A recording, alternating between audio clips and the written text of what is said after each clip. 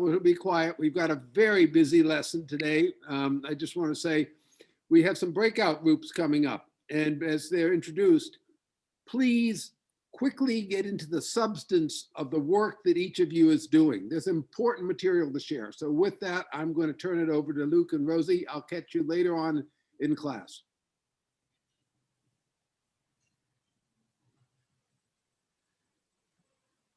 Okay, welcome everyone. Yes, as Daniel said, we want to start out today's class by spending some time in breakout groups where you will be able to discuss with your peers the 3 or more, hopefully not less, seeds of success that you've been identifying in your community, and to discuss each of those in terms of how you will be able to analyze their ability to scale up, both in terms of size of people who will be involved and in the quality of how their lives are improving. Rosie, I'm going to interrupt. Please give those directions again because they are complicated. I'm gonna elaborate. Okay, because please, those are very complicated. That would be great, Luke. Go ahead. Yeah, so in keeping as I know Rosie's trying to get all the tech stuff set up, and we hopefully have a couple more people trickling in. Mm-hmm. But so as I mentioned last week, we want to kick off this week by really looking at that community lab.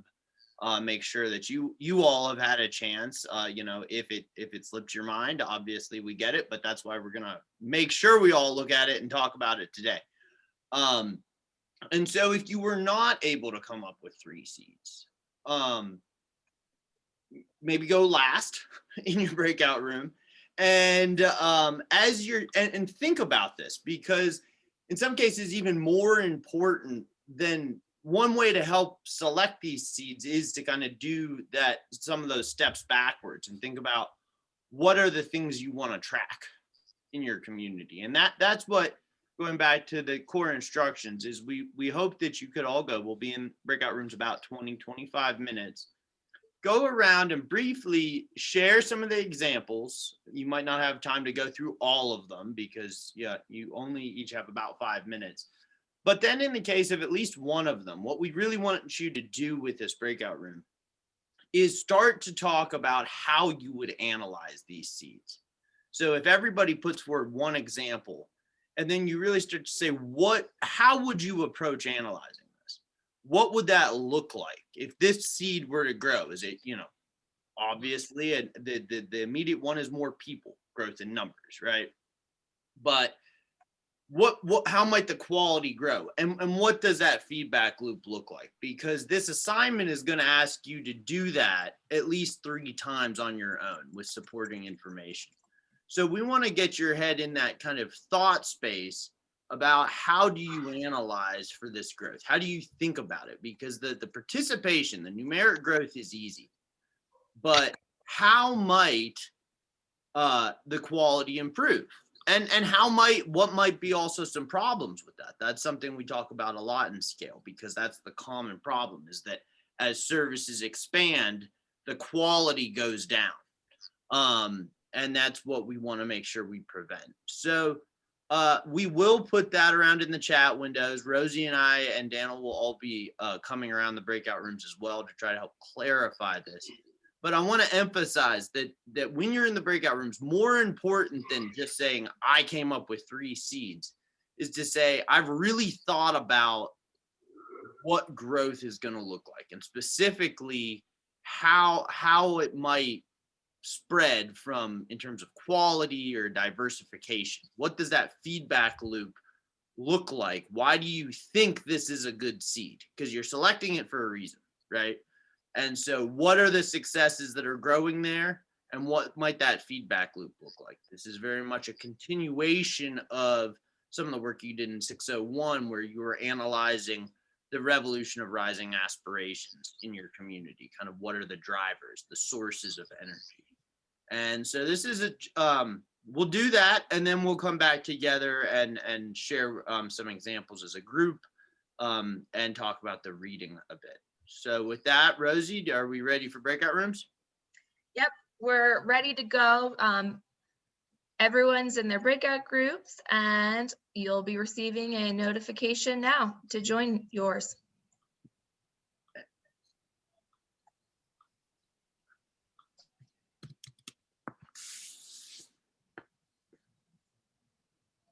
Rosie, I just put the assignment up. Maybe if you can also broadcast that. Broadcast it, yep. That's very important.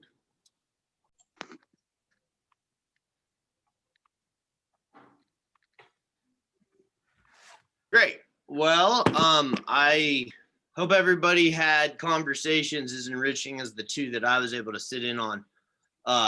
And it's really great to see you all just diving right into the material.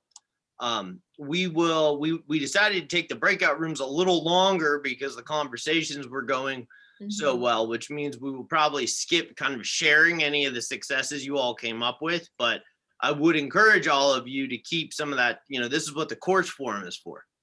And so if you continue to think of some ideas, and obviously, hopefully you all will be meeting again as breakout rooms at least one more time before this assignment is done.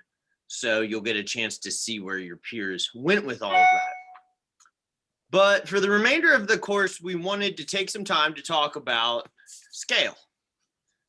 What is this? Daniel has talked to us a lot about it, and he's given us a lot of ideas, but we want to hear a bit from you today about how's this all, landing? How's all this, is this making sense?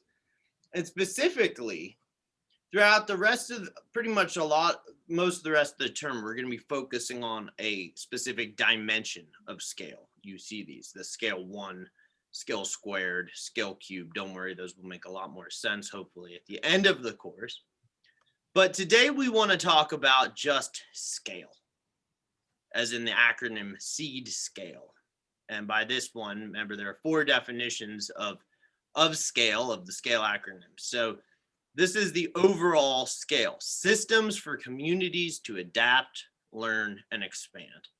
It's what you get when all the dimensions are working together. And we look and talk about the process. It's also what we mean when we use the term taking impact to scale. So let's get into that beyond the specific acronym. What has stuck out to you all about this idea of scale as we've engaged on it thus far? What is unique? What's unique about scale contrasted with scale as it is usually used in development thinking?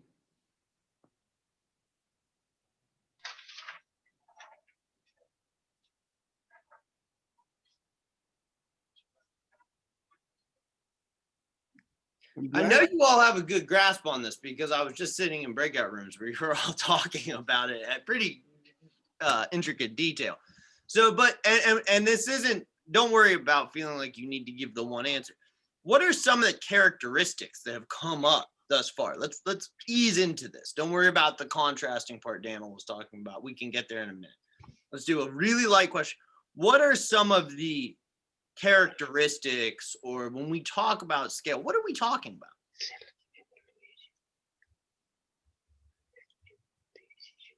Nasiad. When we talk about the scale, we talk about growing in quality of life and in a number of participation. Great. Yes. So a couple good things. At its most basic, we're talking about growing, right? We're talking about growth. But then, as you say, we're also talking about growing specifically the quality of life and participation in that improving quality of life. So, and this is something that's going to come back over and over and over again, is this idea of a qualitative and quantitative growth in participation and growth in the improvement in the quality of life. And this is very, very distinct. This goes to Daniel's point about how does scale in this course contrast with traditional approaches? Because what is the problem with traditional? When most people talk about scale, what are they talking about? And what's the problem with that model? I mentioned it already at the beginning of class. Meher. Mayor has his hand. Yes, thank you. So for me, when we talk about like the scaling here and what is the difference with other concepts, here we are talking about like how we can expand together on the same time, like about quality and the quantity, and nothing can move without talking about improving the quality of what we are doing. So if we are talking numbers, it's not sustainable because we can enjoy now and do something very good, but later we will lose like the quality of what we are doing. And with helping people to maybe adapt and learn, so this will help us to expand and to expand together. And the exponential way, will help us to make like more impact and to make sure that the quality is one important thing of what we are doing. So I think this is like the main characteristic for this scale. Thank you, Meher. Gunjan, I see you have your hand raised. Would you like to add? Yes, so I think when we talk about scale, or what I understood is also growing energies, the human energies that we talk about, and it's also about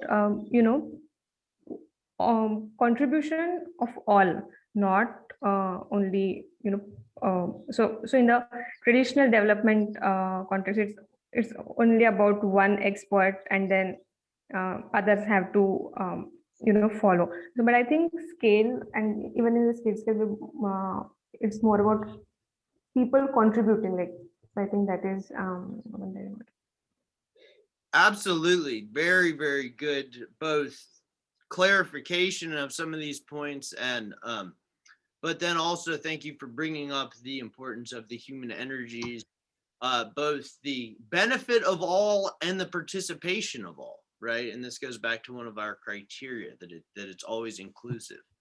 And as you also said, some of the issues with traditional development, because this is really important for us all to spend a little time on, is to understand why the scale approach is different or is unique. So Matt, I see you jumped in the chat. Do you want to speak up? Yeah, well, I was just thinking of the things that stick out to me in particular are that kind of what has been mentioned with the human energy and using what a community already has versus bringing that outside in perspective in without taking the community's current energies into consideration. And I think that might be where a typical scaling up model falls and doesn't take those things into consideration or tries to force something on a community that might not be worthwhile. Yeah, not using the people's energy. Yes. So at its core, and this is a really important point to understand about where the traditional problem of scale comes from, what this course is all about, and really what seed scale, the question seed scale was trying to solve at the very beginning was the kind of fallacy of traditional scale models.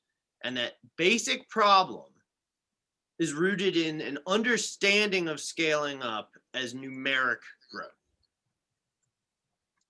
And so you're just talking about growth in participation, getting everybody to participate in a vaccine campaign, getting everybody to go and, vote, whatever it is. It's always just looking at participation. And it's traditionally or generally driven by some kind of resource. And so herein lies the problem, is that more growth means more resources. And at some point, the pace of growth outdoes the amount of resources that are available. And so this leads to the traditional problem most people who are doing development work run into the scale is that scaling up means that the quality of the services go down. So that you can say you're running a clinic, that clinic can serve 100 patients, no problem. 200 patients, maybe it's starting to stretch the clinic.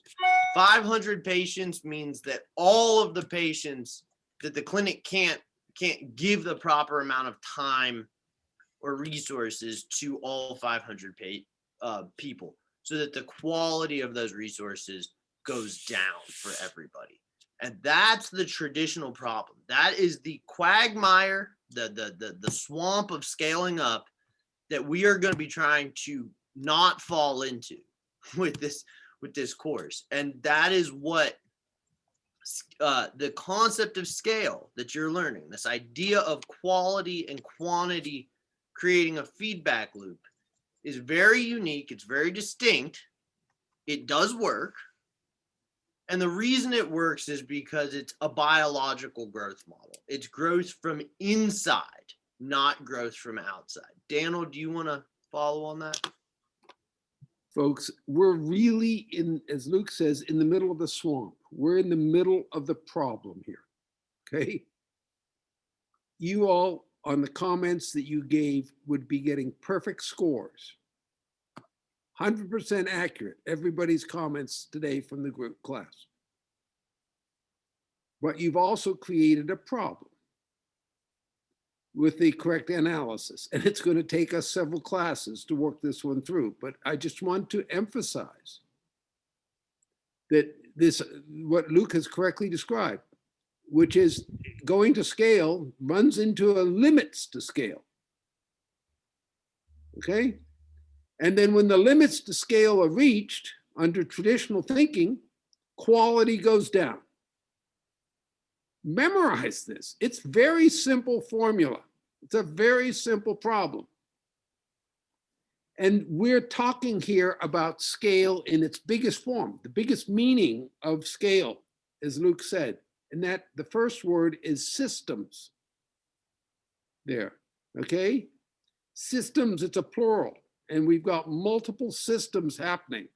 And we're going through the rest of this course to be talking about what those systems are in the next 10 minutes. We're not going to handle it. I promise you, it's far too complicated. But I want to make it a little more complicated, because as the problem Luke talked about the limits to scale, when one goes up and numbers go up and quality goes down, that Luke talked about, think about this, folks. How do you personally benefit? Okay? In the system of going to scale where you're taking numbers up, you get a job and you get a paycheck. You're benefiting from the grant proposals that you're administering. You're benefiting personally, mostly. Now, when you're getting the emergence process of growing from within, how do you benefit personally so that you can continue to be inside the system and helping the system grow? Because otherwise you're outside the system taking advantage of the growth process. I'm not going to give you the answer here. There is an answer. But this is a very complicated project. It is probably the most complicated project that the human species does, which is how do we all grow together? I'm turning it back to Luke. So let's look at some examples from your own experiences of where scaling up has either worked or it has not worked. And these can be very specific real life examples, or they can be vague. But I want us to all really be thinking about this dynamic of what happens when participation goes up. And so if you have a success story of how it worked, great, but we can also look if some people have examples of common fallacies, kind of common problems, or you know of an example. But we really want to slow down before we just charge on with the course theory and make sure you all have, think about this. And we think about some examples of where scaling up runs into limitations, the limits of scale as it relates to some of the various sectors that you all have worked in. Does anybody have an example from your various domains that you would like to share?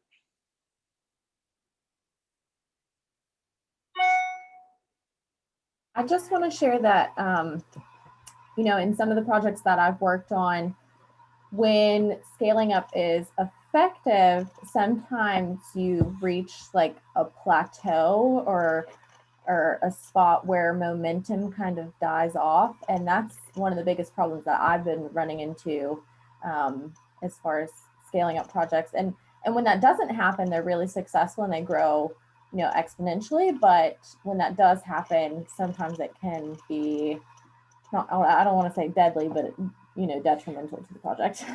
Sure. So let me ask you to go a little bit further, Chris. Can you give an example of that and what do you think causes that to occur?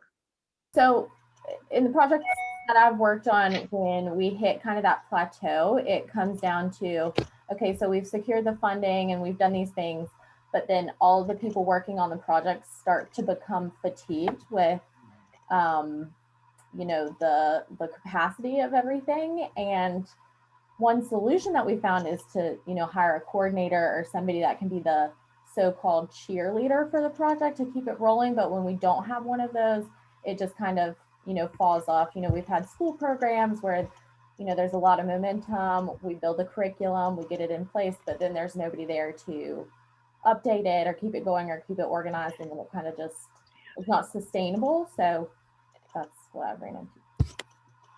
Yeah, good, very good example. Familiar with it. Thank you very much for sharing. Do other people have some examples to build on, respond to Kristen's example, or a very different example?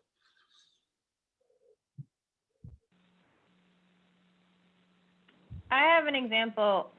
In my community, we've been trying to grow our youth programs, and the past, for like decades, but the past, I guess 2 years ago, we ran into a problem where we had expanded and we had, way more children involved, and the intention was that everyone was going to be receiving this quality youth enrichment, environmental lessons. And we realized with large numbers of students, the quality was not the same. So I think that's what you were saying about the traditional scale, is that you have now, instead of 6 students in a group, you have 12, and you might think that's manageable, and we have enough, resources, there's enough seats, there's enough beds, there's enough, room in the car, like we can pack the camp, pack the activity. But we ran into a lot more behavior problems and a lot more just disengagement. So I think that's something that we focus a lot of our energy on, is to like change that. And so we were excited last semester when we came up with the idea to grow our strengths through the other projects that we were working on. Grace's example is perfect. And I know we got another question coming from Luke, but she was describing how they were managing the quantitative growth, the beds, people in the car, and then the qualitative things slipped out of control.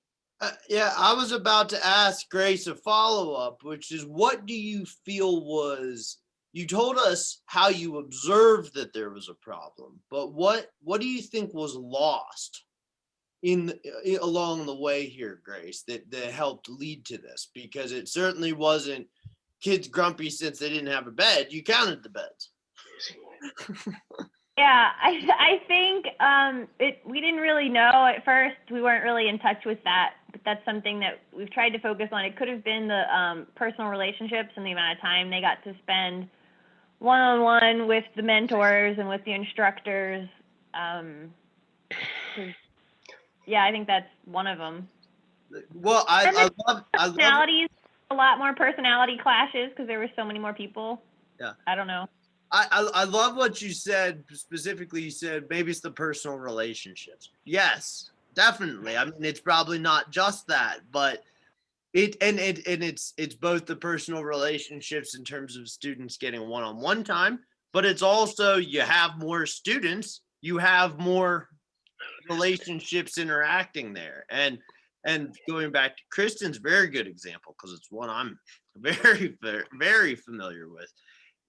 It's kind of the same thing there, right? That the relationships start to wear out. You know, these are professional relationships. They come together to get a win, to hit a common goal, and over time they're fatigued. And as Kristen said, having a cheerleader who's going around kind of working on the relationships, making sure people are happy, is really important. Those are very good examples of where we start to see the deterioration of the qualitative side as the numeric drivers kind of, which tend to be, they normally come first. They're the ones everyone's looking at.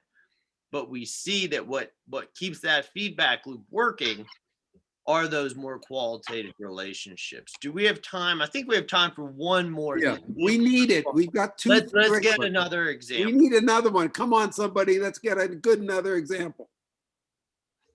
Maybe I can share. Yes, please.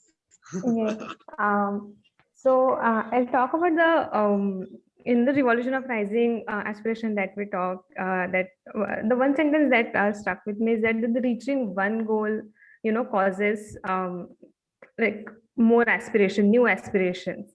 So that brings me to the example of, alcohol ban in Gadchiroli, in the state of Maharashtra, which I think, so the women and the youth, from the community, they wanted, the alcohol ban to be in the community. So I think that started this hope that, this can happen. And then the steps that from the community movement that started from that the women and the youth, started, uh, making, what we said, small groups, and then, quoting the alcohol from the drinkers, and then that lead to the village level, alcohol ban. And then from that, building on this qualitative part, because that was also improving, the status of, like, the lives of these people. And then, bringing the quantitative part of it, that doing,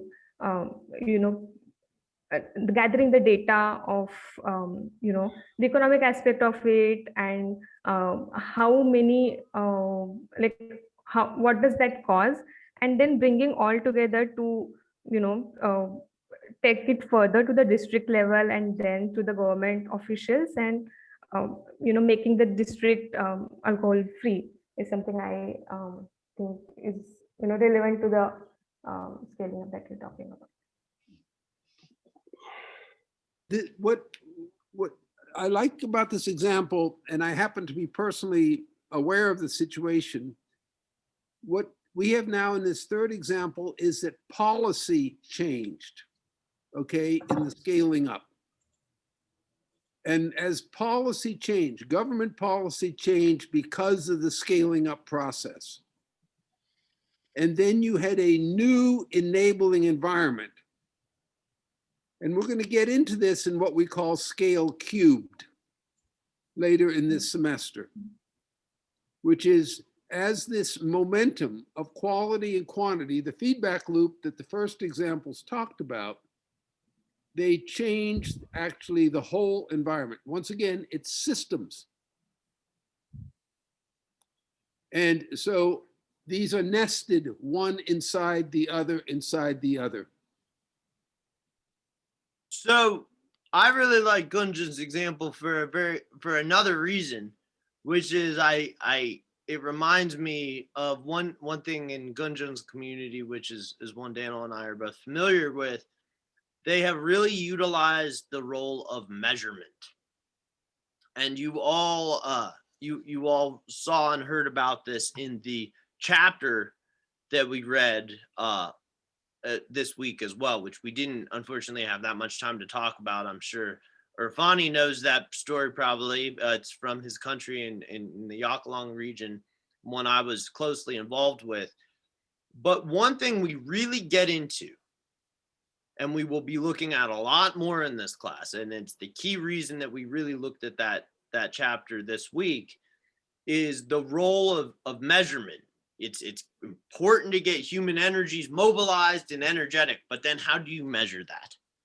And how do you measure that in a meaningful way? Because having good measurement is key to understanding what your growth looks like, because you need to be tracking it. You need to be tracking that growth is in fact occurring, and then what it looks like. And so this is something that, and that's another thing that has been done exceptionally well. And, I first learned of it in some of the case materials there from Ngataroli as well. Because this is something, if you think back to our lectures from 601, and I said over and over again that the evidence, that principle of evidence-based decision-making, it's the glue that hold those other principles together. And so we're really going to go deeper into that throughout this course when it comes to this role of measurement, because once again, that's our array of adhesives that hold all of this together. And it's really, really important. Daniel, do you want to? Yeah, I want to just emphasize this, because in the example that we heard earlier from Kristen, she talked about fatigue, and that she solved that problem by a human energy intervention of a cheerleader. You can also solve that problem by evidence. And if you solve that problem by evidence, you're moving to the opportunity to scale up in a very different way. Because otherwise it's sort of like a newspaper reporter giving a story. But evidence allows you to move from the story of the specific place to a larger universality that say this is relevant to my whole region or my country. As the case example that in the reading that you did in chapter 4 about the Afghanistan situation, Yakalong. Yakalong is one of the most distant, remote valleys in all of Afghanistan. But it went nationwide because we had evidence. Okay. And you'll be seeing the way that evidence can help mobilize human energies in the readings you'll be doing for this coming week. Exactly. Thank you, Rosie. Perfect transition. So we wanted to take a couple minutes to talk about the readings for next week. Are going to be a slightly different format from, I think, anything you all have done thus far, in that they are just, I think you just have chapters. Mm-hmm. 2 chapters. The Just and Lasting Change books. And there's a lot of theoretical content as it relates to scaling change. There should all be familiar concepts for you. But in particular, these are stories. And so you're going to read the story of our dear, dear friends. These are the people who I credit with teaching me seed scale in the villages of Baming and Palin in Arunachal Pradesh, India. And these are very rich stories. I wish in some ways, I wish the stories that you get to read were even longer. And so next week, what we're going to really get into is unpacking these stories a bit and thinking about this is really going to be our introduction to this concept of scale 1. And scale 1, for lack of a better word, is what you were focused on in ACC 601. It's really that starting point. So this should all be very familiar content for you, but really focus on who the characters are in these stories, because Daniel and I, we know these people personally. We've spent many, many nights in those villages. And so we're going to be unpacking our personal stories from those villages and talking about how this growth took off And specifically, this is a class on going to scale. So don't just, yeah, there's some fun stories, but think about how the growth has taken off. It's not that long a period of time. Specifically, the relationship, there's a character named Rima who features in both chapters. Think about her role. So I would certainly suggest don't just skim those readings. Read them 1 or 2 times and read them, you know, read them for content the first time, but then go back and read them like it's a story. And make sure that when you're done with this, you say, I know who the characters are. I know who these people were. Because these are very real people to Daniel and I, and we cannot talk about them without getting personal. So one of the fun things is how women influence men in this whole process, folks. Enjoy that. Yes, so just to sum it up, so you've got these 2 chapters to read from the Empowerment on an Unstable Planet book, and then what you will we'll ask you to please do the quiz before you come to class. And so that, you know, that can be an open book quiz. We're not trying to trip you up. It'll help you focus on some of the key points that then we'll be discussing in class next week. yes, great. So we are officially at time. So for everybody who needs to go, Herman, I see you have a question. We'll respond to that in 1 second. And for anybody else who wants to stay on with additional questions or comments, I know at least Rosie and I are available for them foreseeable. But those of you who need to get on to other things, thank you so much for a really great class. Take care. Bye-bye. Bye-bye. Thanks, y'all.